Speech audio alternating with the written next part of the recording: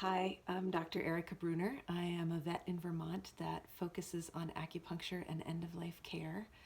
And today I'm going to share some of my thoughts with you about the COVID-19 pandemic and how that relates to pet loss.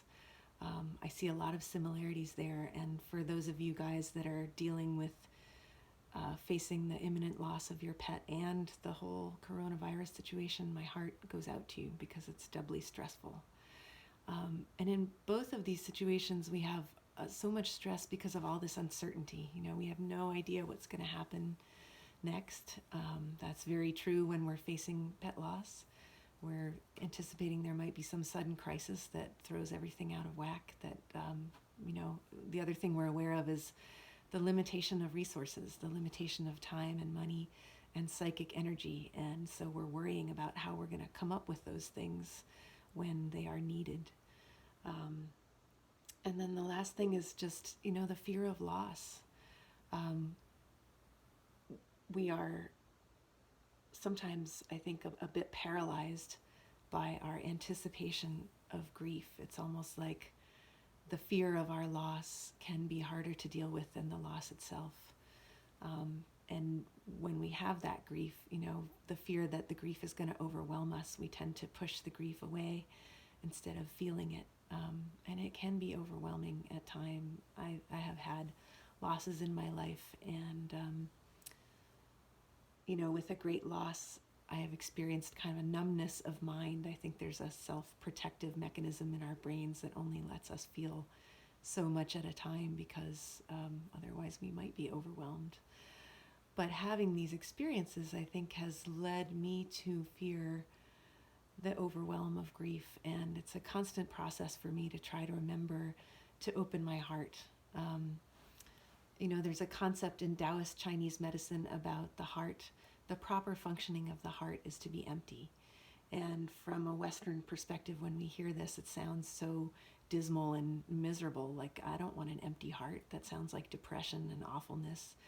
But the image is one of a tree that's empty so that the birds of the spirits can land. And if the tree isn't empty, the birds can't land. And if the birds are not, the birds are the symbol of the spirit. If the spirits are not in residence in the heart, then we don't have health. And in the case of acupuncturists, if we don't have an empty heart, then we can't be good practitioners. So what that means to me is not that there's nothing in my heart, but that my heart, my wish is not to retain things in my heart. The recognition is that all feelings come and go, and to allow them to flow freely is really the beautiful benefit of the empty heart. And in these days of the fear of contagion, it's so painful that the thing that brings meaning to our lives, human connection, being together with each other, being at large public events, holding each other's hands, handshakes, hugging, that we're supposed to not engage in these things. And I respect that. I think that all of our efforts together to slow down the pandemic are worth undertaking. But at the same time, it just seems so ironic to me that in these moments of stress and distress, that we have to lose that human connection that's so meaningful. And, from my perspective, the whole point of being alive is to love and be loved. So to not have that in these moments of stress is really hard. So from the perspective of pets and pet loss, what I'm doing right now at home is to be with my family, just to be with them, just to sit next to them, or maybe to play a stupid card game or read a book to my daughter.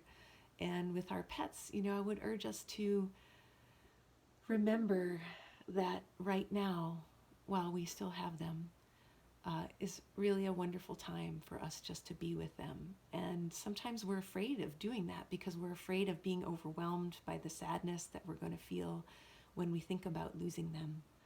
But if we can open to that sadness and let it wash through us, and let ourselves be able to have it and then be able to let go of it.